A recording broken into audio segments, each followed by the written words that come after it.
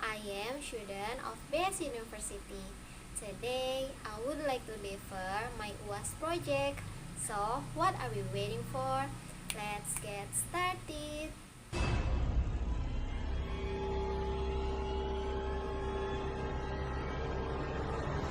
So, The Conjuring 3 is the movie based on, as I mentioned earlier, the real-life possession case of Arnie Johnson.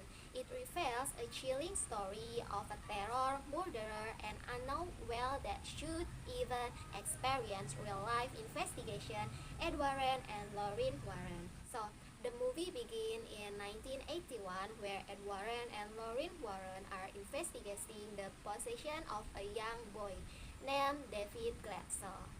In the presence of this exorcism is Father Garden and David's sister Debbie Glatzel and her fiancé Arnie Johnson. Now Arnie loves David so much and is so traumatized by what David is being put through. At one point during the exorcism, he in essence challenged the demon to come into him and leave the boy alone, to which it does. Now, ultimately, this would lead to Arnie suffering for a similar experience that David was, and eventually stopping his landlord Bruno's house over 19 times, resulting in his death.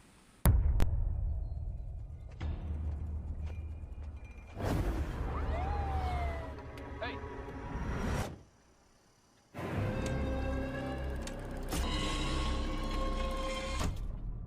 It's a witch's totem.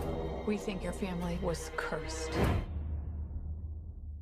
Now, afterward, Arnie is very confused and feels as though the devil made him do it. Now, the Warrens believe him.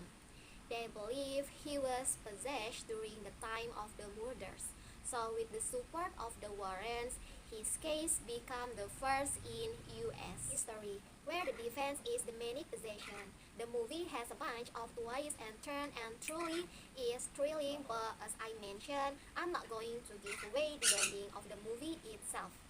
The case is turned into a news story. They have to prove Arnie's claim in court that the young man was actually possessed by the demon and killed in an unconscious state.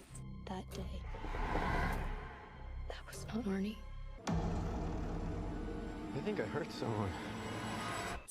Ed and Lorraine Warren work hard. They continue to look for evidence related to Arnie's possession.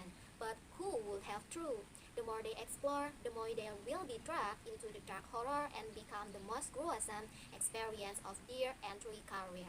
The court accepts the existence of God every time a witness swears to tell the truth. I think it's about time they accept the existence of the devil. Actually, there have been several cases of people killing because of possession, but none of them have success, meaning the reason is that they keep getting rejected.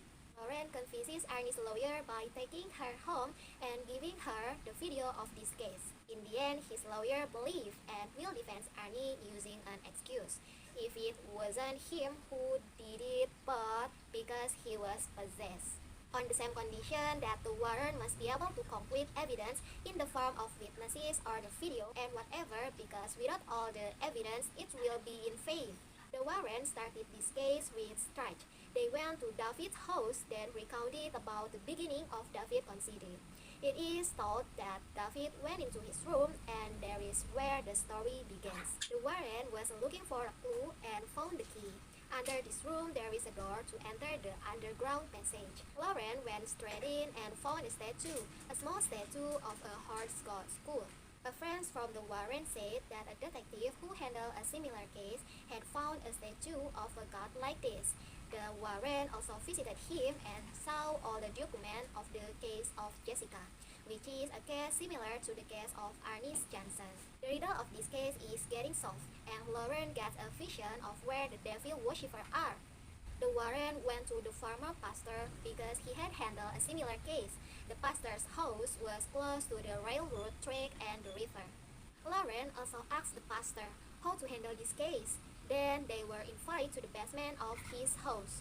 The pastor collected all the objects that have been occupied by the devil. The pastor said the worship had to be done well by giving 3 victims or the worshipper's own life will be taken.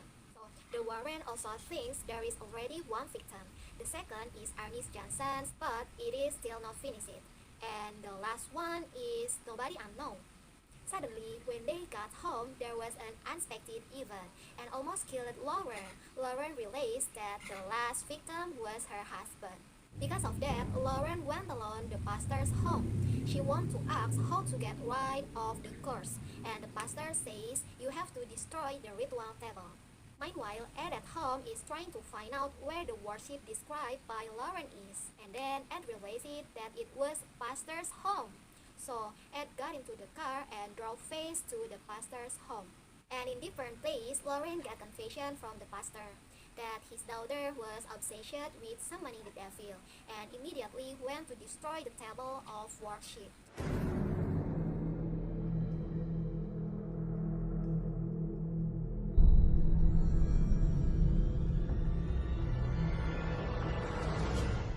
After going through many obstacles, finally, the worship table was broken and the pastor's daughter was rewarded for her action, namely death at the hand of the devil.